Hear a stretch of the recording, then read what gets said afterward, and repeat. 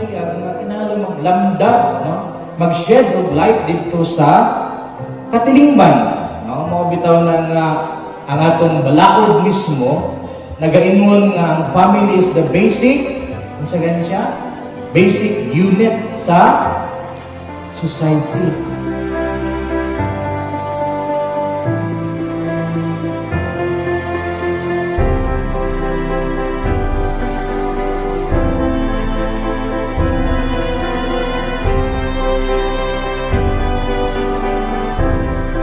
Derek Sullivan, knowing you was the best thing that happened in my life.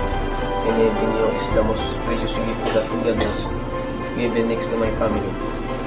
I pray that as we walk together in this new chapter in our lives, God will bless us in every step of our ways, that we may able to stand still with the inevitable days of time.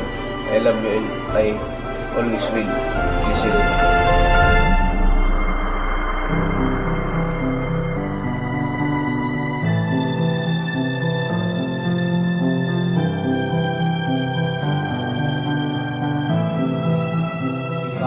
Obedience to Christ.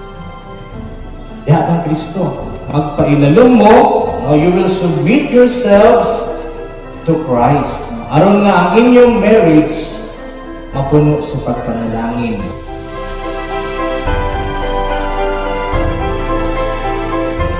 Dear Lizelle, tandaan mo lagi, mahal na mahal kita. I love you. Magmahalan tayo hanggang sa dulo ng walang hanggan. God bless lagi. Becoming you two as one. No? Moni ang arithmetic, no? Sa arithmetic sa marriage. 1 plus 1 equals 1. No? Kaning adlaw sa kaminyoon, napuno gini sa kahinam. No? I know, napuno ni sa kahinam. Kaya ganina si Sullivan, wala pa gani siya may dapat og idol. Nag-idol na gid siya. Nahinam na gid siya nga moabot ng gid ning adlaw, no? Mao nga kahibalo gid ko nga adunay kahinam, no, nga atong gibati karon, not only sa couple but maskin kita, no?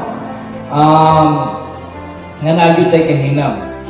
Lizelle, thank you, Sullivan, to be my husband, to have and to hold from this day forward, for better and for worse. In sickness and in health, to love and to cherish until we are parted by death. This is my solemn vow.